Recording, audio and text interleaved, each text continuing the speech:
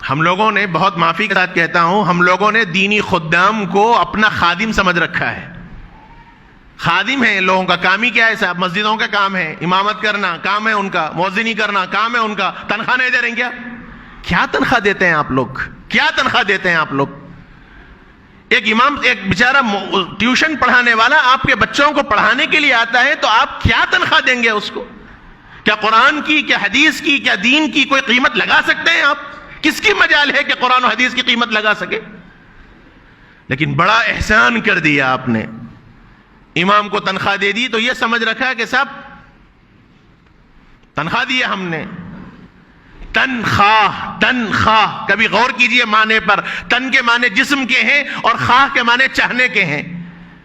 ایک جسم کو جتنی ضرورت پڑتی ہے اس کا نام تنخواہ ہے. کبھی غور کر لیں ہم نے دینی خدام کو کیا تنخواہ دیا. ہمارے اپنے گھر کے اخراجات سے دینی خدام کے اخراجات کو بھی کبھی کمپیئر کر کے دیکھیے کہ ان کی ضرورتیں کیسے تکمیل پاتی ہیں. مسجدوں کی کیا تنخواہیں ملتی ہیں امام کی اور مؤذن کی، اور دینی خدام کو، ٹیوشنز پڑھانے والوں کو کیا آپ دیتے ہیں؟ آپ کے گھر کے اخراجات کا عالم یہ ہے کہ ماہانہ 30 35 40 ہزار میں بھی رونا آپ کا برابر برقرار ہے، اور دینی خدام کو 8 10 ہزار 15 ہزار تنخواہ دے دی تو یہ سمجھتے ہیں ہم نے فرض ادا کر دیا. بیماریاں ان کے گھر لگی نہیں ہیں؟ کیا ضرورتیں ان کے پاس نہیں ہیں؟ کیا شادی اور ضرورتوں کا مواقع ان کے پاس نہیں ہے؟ میرے بھائیوں، یہ وقت کی نزاکت ہے. یہ دینی خدام کو اپنا مقتدا بنائیے، احترام کیجیے ان کا. اور جب تک احترام نہیں ہوگا، خدا کی قسم دینی ماحول اور مزاج ہم لوگوں کے اندر نہیں آئے گا. میں یہ نہیں کہتا کہ دودھ کے دھلے ہیں سب، غلطیاں ہر دو سے ہوتی ہیں. ہم سے بھی غلطیاں ہوتی ہیں، اور ہماری اپنی مجلسوں کے اندر اس کا باضابطہ مذاکرہ ہوتا ہے.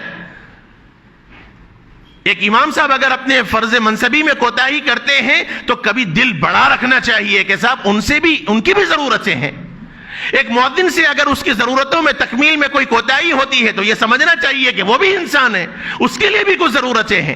ایک گھر پہ پڑھانے والے ٹیوشن استاد اگر آپ کے گھر پہ کسی ضرورت سے نہیں آتا تو یہ سمجھنا چاہیے کہ وہ بھی ایک انسان ہے، اس کی بھی کچھ ضرورتیں ہیں. لیکن دینی خدام کو ہم نے اپنا نوکر سمجھ رکھا ہے. اوپر سے لے کے نیچے تک سب اٹھا کے بول دیں گے. یہ ادب و احترام نہیں ہے. یہ خدام ہے دین کے. آپ اپنی نماز ان کے پیچھے پڑھ رہے ہیں، امام کے پیچھے اپنی نماز پڑھ رہے ہیں. آپ لوگ اللہ اکبر کہہ کے جب آپ تحریمہ باندھتے ہیں تو مسلک کے اعتبار سے آپ سے لا غلطیاں ہو جائیں نماز کے اندر، لیکن سجدہ سہو آپ کو لازم نہیں ہے. اور وہی اگر ایک امام سے غلطی ہو جائے، آپ کہیں گے صاحب میرے سے غلطی نہیں ہوئی، امام سے ہوئی، میں سجدہ سہو نہیں کروں گا، آپ کی نماز نہیں ہوگی. امام کو جب آپ نے اللہ اکبر کہہ کر تحریمہ باندھ دیا تو آپ نے اپنی نماز کو امام کے حوالے کر دیا. اب آپ اپنی مرضی نہیں چلا سکتے. امام رکوع کیا تو رکوع، امام سجدہ کیا تو سجدہ. یہ حال ہے امام کا. اور ہمارے پاس اماموں کا مقام و مرتبہ کیا ہے؟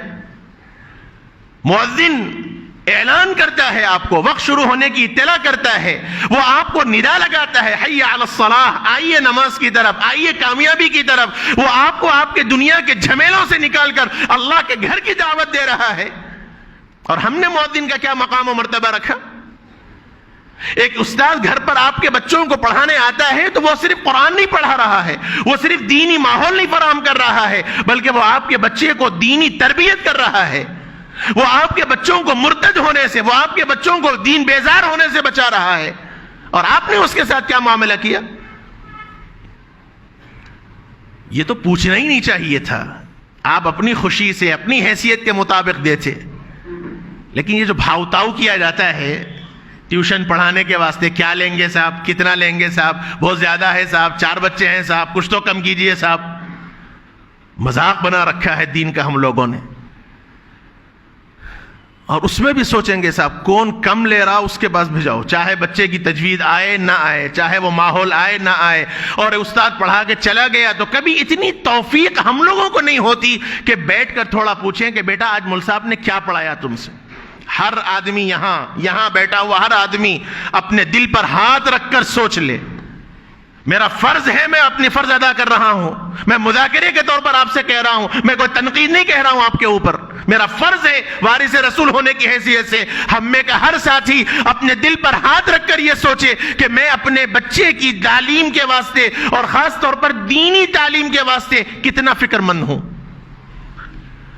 کتنا میں فکر مند ہوں۔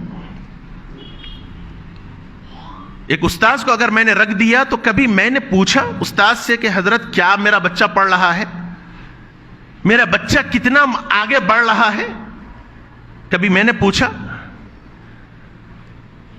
استاذ اگر لاپرواہی کر رہا ہے تو وہ بھی انسان ہے، لاپرواہی اس سے بھی ہوتی ہے۔ ہمارا کام ہے ادب کے دائرے میں رہ کر ان سے بھی بات کی جائے کہ مول صاحب اتنا وقت ہو گیا، بچہ آگے نہیں بڑھ رہا، کچھ خیال کیجئے۔ یہ چیزیں ہمارے پاس نہیں ہیں تو پھر ادب کہاں سے آئے گا ہماری اولادوں میں، دین کہاں سے آئے گا؟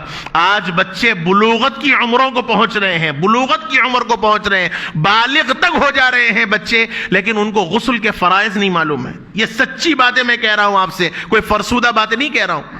غسل فرائض، غسل کن چیزوں سے واجب ہوتا ہے، غسل کس کو کہتے ہیں، غسل فرض کیسے لیا جاتا ہے، یہ نہیں معلوم۔ ان کو بس یہی معلوم ہے گھر میں بابا نے شاور لگا دیا، شاور کھول دیا، ٹھہر گئے، نہا لیے، ختم۔ لیکن غسل میں نیت بھی ضروری ہے، کیسے غسل ہونا چاہیے، غسل کے آداب کیا ہیں۔ نہ باپ کو اتنی فکر ہے کہ وہ اپنی اولاد کو سمجھا سکے، نہ استاذ کو باپ نے بتلایا کہ میرا بچہ قریب البلوغ ہے، ذرا آپ اس کی فکر کریں۔ یہ ضرورت ہے میرے بھائیوں، خاص طور پر اولاد اور اولاد میں بھی لڑکیوں کی بہت تربیت کی ضرورت ہے۔ اپنے گھر میں دینی ماحول کو پیدا کرنے کی ضرورت